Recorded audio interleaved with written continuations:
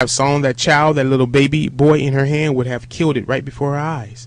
So the only way she can get the baby out of northern Egypt was to put him on the Nile River and float him down the river.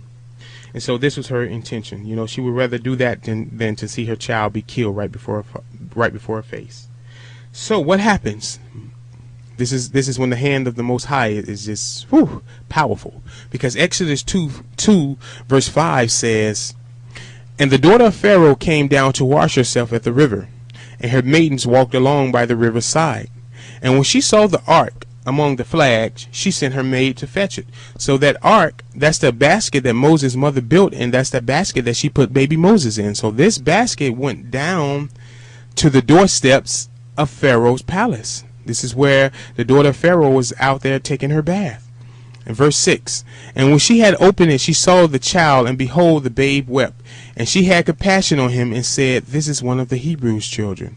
Now remember, this is Pharaoh's own daughter. Remember, in Exodus 1, Pharaoh charged all his people. All his people.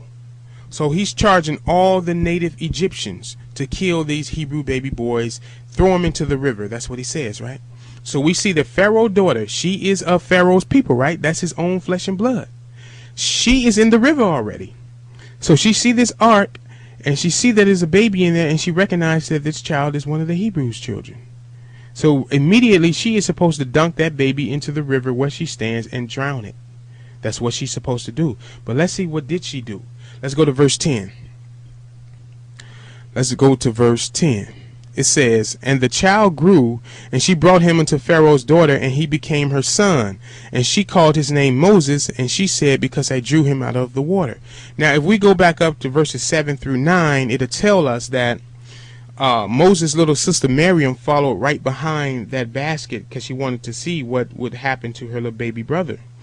And she saw when the basket reached Pharaoh's daughter. And she looked and she saw, and when she didn't see Pharaoh's daughter drowning the child, she went to Pharaoh's daughter and asked her, do she want her to go get one of the Hebrew women to nurse that child? And lo and behold, the Pharaoh's daughter said, "Yeah, go get me one of the Hebrew women and I will pay her wages for nursing this child." Because remember, there was no Similac in that day. There was no corner market where you can go out and buy baby formula and nurse the child.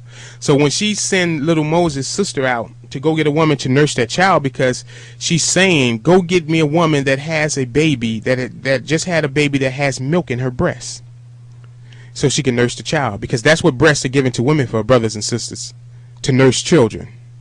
You know, today is so wicked what women are doing with their breasts.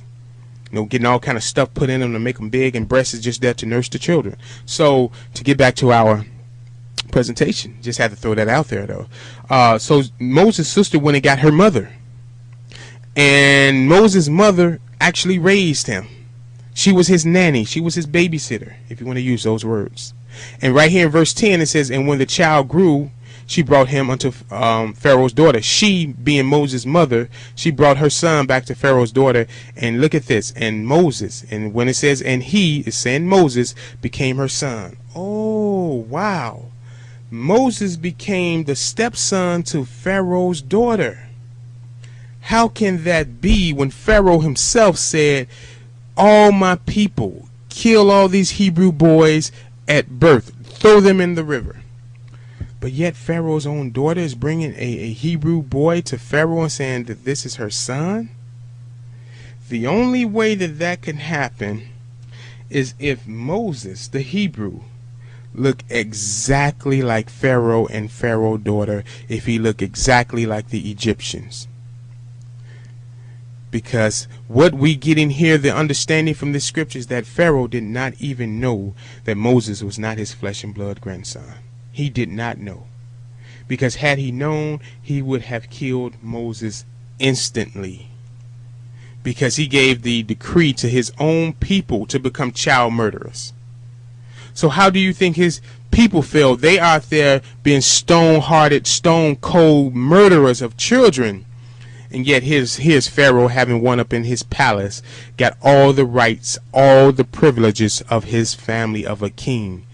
I'm just throwing you the example. If Pharaoh knew that Moses was a Hebrew, how could he go to his people and tell them, "Well, I got a Hebrew in my household"? You know, He's going to stay here, but the rest of y'all, go out and continue to murder those Hebrew children. It doesn't make sense. The only way Moses survived, because if you go into the book of Acts in the New Testament, I think Acts 7:23, Acts chapter 7 verse 23, it states that Moses stayed in the house of Pharaoh for 40 years. Moses was a 40-year-old man, and Pharaoh did not know that was his own flesh and blood grandson. So it was like this. This is deep.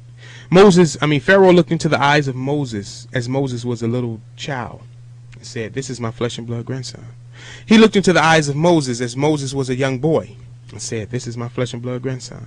He looked into the eyes of Moses as Moses was a teenager, as Moses was a young man in his 20s and 30s, and said, "This is my flesh and blood grandson."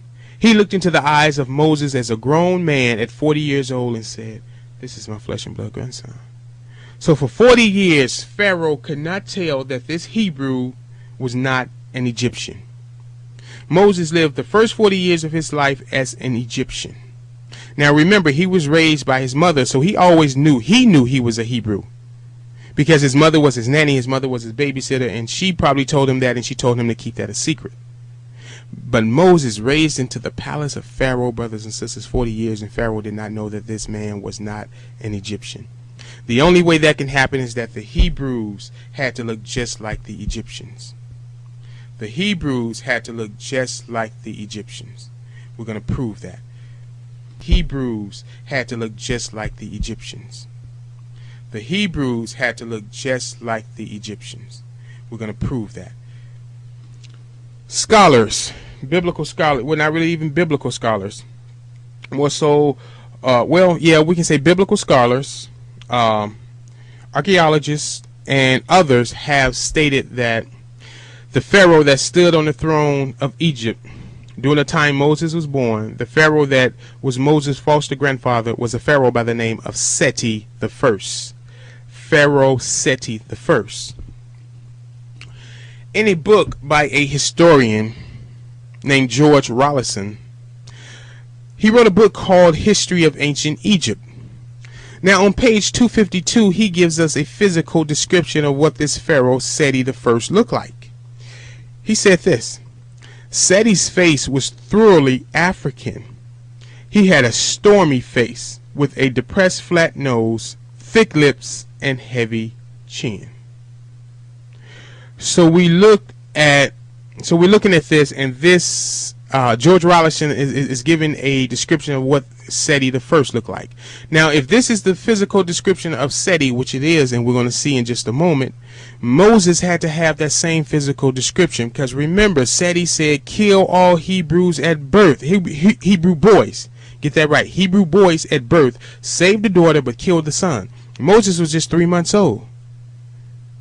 And so Pharaoh's own daughter brought him into the palace of Pharaoh and said, "This is your son. This is your grandson." So wow. Remember, Pharaoh said, "Kill all these baby boys at birth."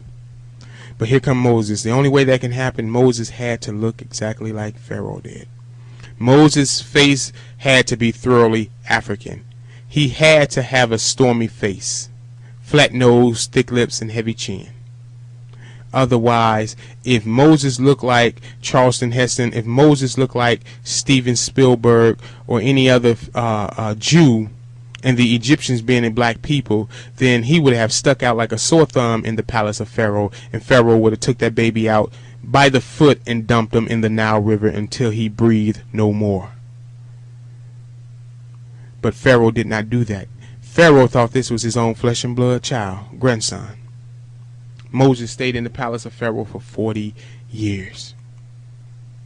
So right on your screen right now, you see a picture of the Pharaoh Seti the First. Here's another. Seti is right here on the right side, and that's his son Ramesses doing some kind of funeral right on his father Seti. That's taken from the tomb, from one of the Egyptian tombs. Here is another wall drawing of Pharaoh Seti the First. Here's a statue of Pharaoh Seti the First. Do you see? And notice that his nose is chopped off. But do you see this image on the left hand side? You see how that looks? Doesn't that fit the exact description that George Rawlinson just gave us? These images, brothers and sisters, are over 4,000 years old. Brother Obadiah did not go out into a cave last night and carve these images and then brought it back to you and say, this is Pharaoh Seti the First. No, these images were here before any of us. They are preserved for us in this day. The Most High has preserved this so we can look and we can see, hey, Scripture says our people look just like this. Hey, but the people who are saying that they are descendants of the ancient Israelites don't look just like this. Hey, what's really going on here? You understand, brothers and sisters? You understand the point I'm trying to show you, trying to get across to you? This is Seti the First. This is Seti the First. This is Seti the First. The one that was Moses' foster grandfather. So Moses had to look just like him in order to pass for an Egyptian for 40 years. Because the critical key to understanding this is that Pharaoh gave a decree to kill all the Hebrews boys, to kill all the Hebrew boys at birth. And his daughter bring one into the palace of Pharaoh and say, this is your grandson. And he believed her. He didn't know that was a Hebrew. Because you could not physically tell the Hebrews from the Egyptians, from those black Egyptians. Now, we just seen what Seti the First looked like according to the records of the ancient Egyptians themselves. But we get this in the Ten Commandments. You see that image right there? The white guy right there playing Seti the First. This is supposed to be Seti the First. See, this is nothing but deception. And that deception has made us ignorant. This is deception. That deception has made us ignorant. This is the deception that has made us ignorant. It has presented a lie, and they have made that lie seem to be the truth. So that has made us ignorant of what the truth is. You see how it works, brothers and sisters? Oh, it's going to get heavier as we go along in this. This is what they give you. That's what they give you. But yet, we see that the archaeological record, the truth, give us this. This is thus says the truth. So Moses the Hebrew was a black man. As we're going to see, all the Hebrews were. They were a black people. They were not European in their appearance. Let's go to Exodus chapter 2. Let's get more information about our brother Moses right here. Exodus chapter 2, verses 16 through 19. Now, Pharaoh found out. That's why Moses only stayed in the land of Egypt for 40 years, because what we get from the understanding of these scriptures is that Pharaoh found out that Moses was Hebrew. And Pharaoh tried to kill Moses. So Moses had to flee the land of Egypt. Moses fled into a place called Midian. Midian is located in Saudi Arabia today. So Moses had to flee from Egypt to Saudi Arabia and to the land of Midian. Now, while he was there in Midian, verse 17 tells us that Moses helped these sisters water their flock, and he chased away some bully shepherds. Verse 18 says that these sisters went home and they told their father Ruel. They came home to their father Ruel, and he was shocked to see the sisters home back so soon. He said, "How is it that you are come, so soon today? How is it that you finished, watering the flock already? When it takes y'all at least 2 hours, every other day. But what got y'all here so quick today?" And so, verse 19, the sisters say to Father Ruel, to their father Ruel, they said, "An Egyptian delivered us out of the hands of the shepherds, and also drew water enough for us and watered the flock." So we see right here, they say an Egyptian delivered us. Now the story, if you read it from Exodus chapter 2, verses 16 through 19, and these verses are on the screen, you see right there that Moses was the one to chase away these bullies, these shepherds, because these shepherds came and they saw that it was just women there.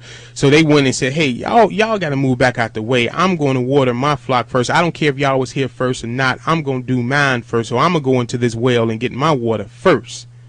So Moses saw that, and Moses, being the man that he was and being a true man of Yah, Moses stood up in these sisters' stead, and Moses did what he had to do as a man, and he, put down that that smackdown on these bully shepherds and chased them away. And so Moses got the water for the sisters, and he helped them to water their flock, water their sheep and goats and so forth, bring water so they can drink.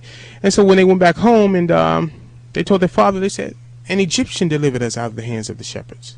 So they calling Moses the Hebrew. Moses the Hebrew, they called him an Egyptian. They didn't say a Hebrew dressed in Egyptian clothing. No, they referred to Moses as a blood descendant of Ham, a black Egyptian. They referred to him as an Egyptian.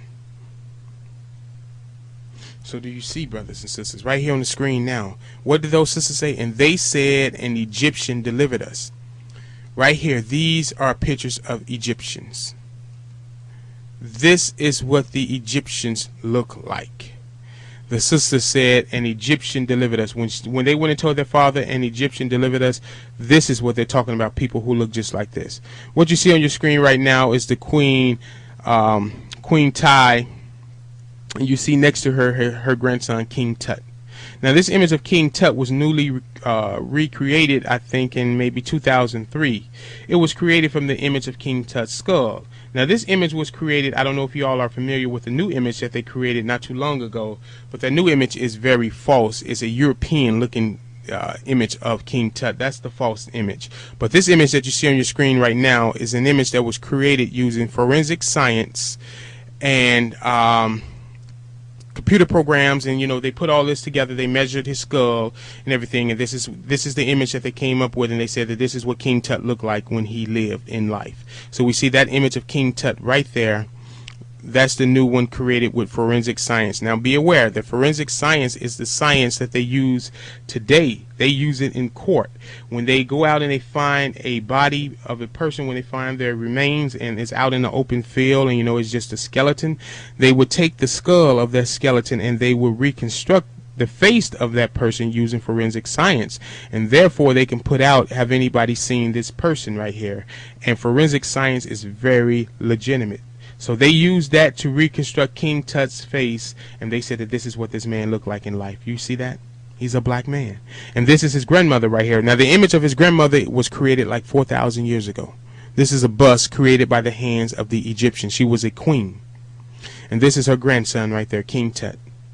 Now doesn't it make sense? They look just alike. But I'm just showing you these Egyptian images because, and they said an Egyptian delivered us. That's what those sisters said, right? This is what the Egyptians look like.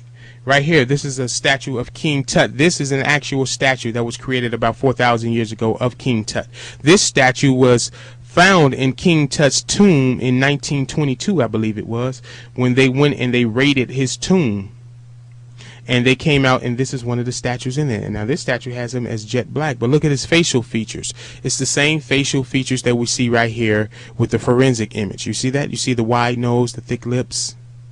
It's the same facial features. So we know that the one that's created right here with the forensic science is on point because we have an actual statue made of King Tut, and they look alike.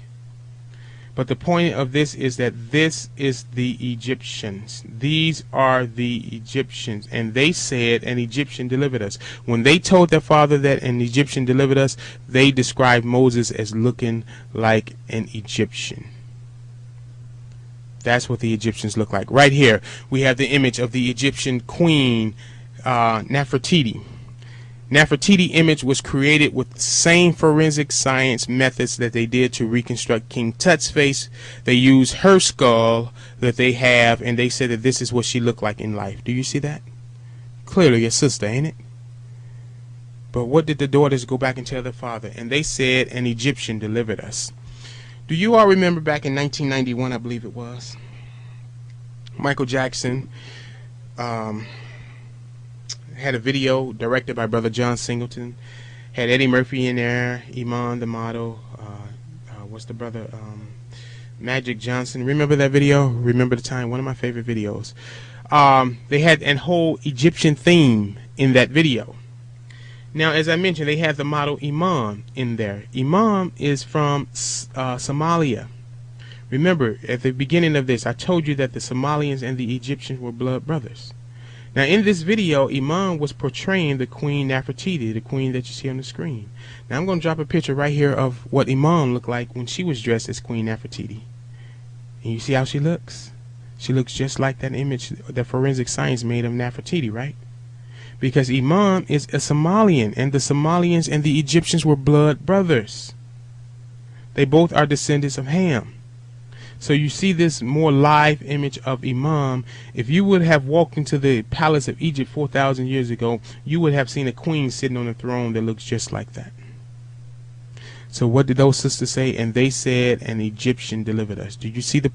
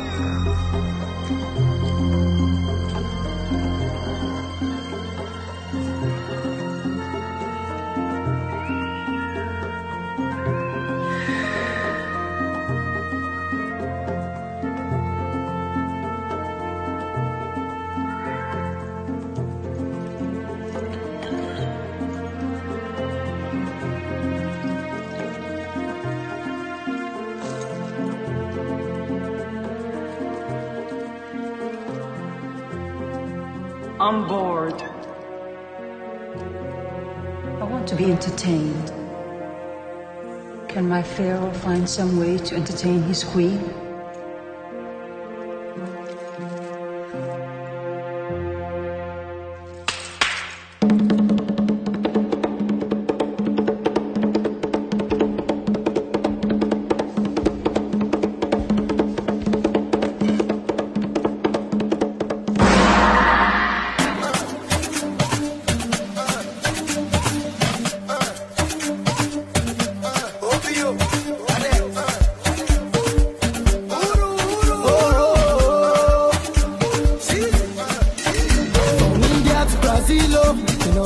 They love my flow, and if you want to spend my dough, come join body and let's go. Miles around. If you want to come around, we can go and paint the town while you're dancing to the sound. See my baby, when I love you, know me now, and I'm loving where you're dancing to the sound. Oh yeah, baby, move your body to the sound. Now, Kalawajadi, night sound. Get down, Africa, get down, get down,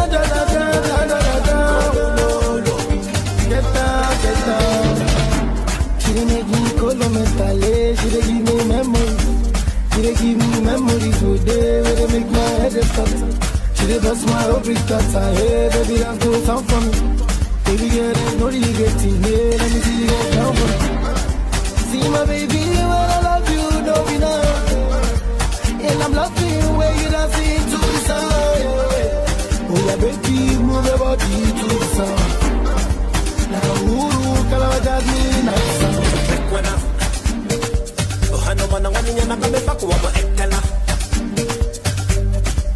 Eskala, I'm a mangala. We busy getting down, what I want to have a jamala.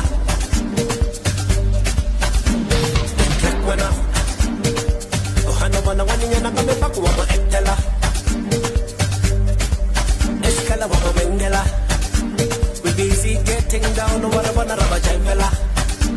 Get on our swear and crowd the bubble in the river. Come on, get down. Come on, I'm so good.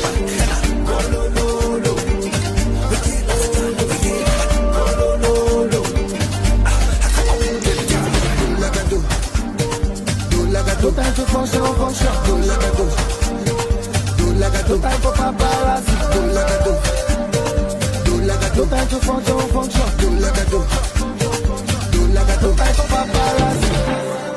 See my baby, when I love you, know me now, and I'm loving where you dancing to the sound. Yeah, baby, move your body to the sound. Now, Guru, Kalawajadi, night sound.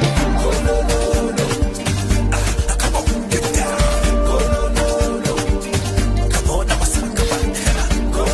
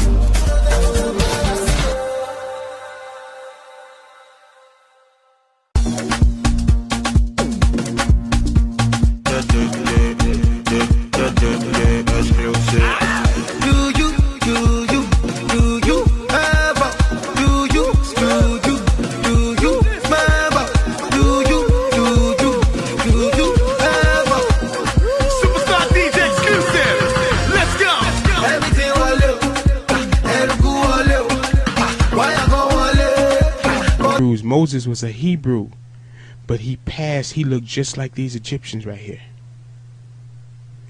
He looks just like them. And they said an Egyptian delivered us. Look at these Egyptians right here. Look how black and dark they are. Egypt, my brothers and sisters, is in Northeast Africa. Egypt is on the continent of Africa. It is not in Europe. Egypt is not in France. It's not in the Mideast. It's in Africa. And 4,000 years ago, 5,000 years ago, the people that inhabited that land were black people, black-skinned people. And once again, I'm going to use this term just for your clarification. They were black African people. African people, black people.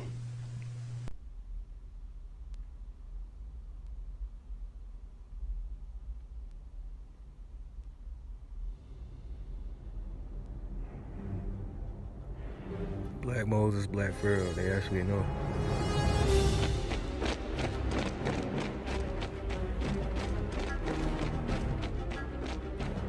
You know, the true biblical people, the true Hebrews are black people.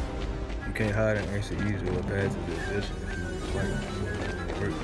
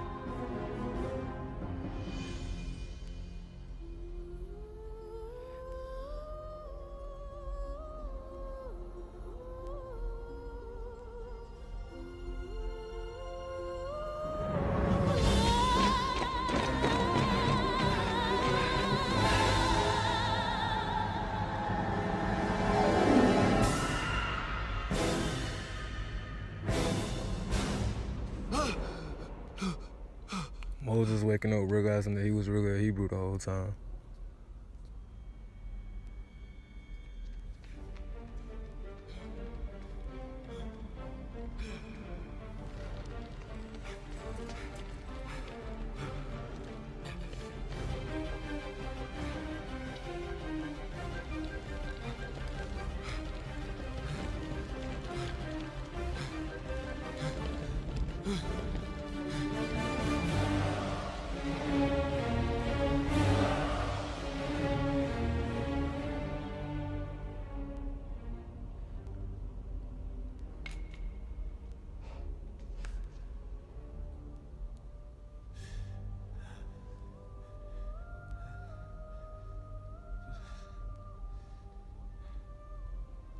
The Hebrews grew too numerous.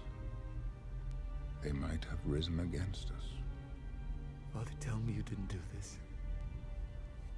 Moses, sometimes for the greater good, sacrifices must be made.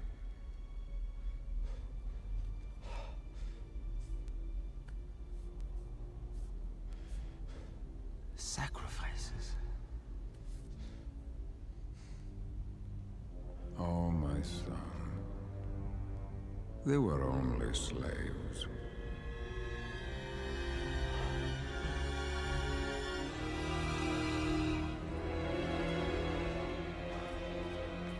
That are waking up to Torah and returning to their roots, but they took it away from us in slavery.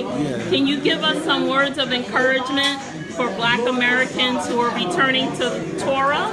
Yes, I hope God has really blessed the blacks, because the Torah was for us, but they took it away from us. And now that we see that the Torah is for us, we all people should be encouraged to go back and take the Torah, so that our people will not take it from us, because it is our culture, it is our thing that our ancestors were given.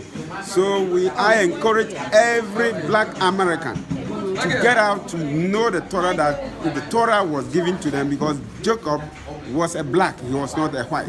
So I urge everyone who has really going to study the Torah that he will have courage and have the ability to come out with the Torah, so that God will really bless us, God will let us know our destiny in this way.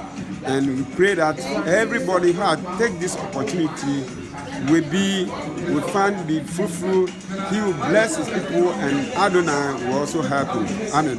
Hallelujah. Amen. Amen.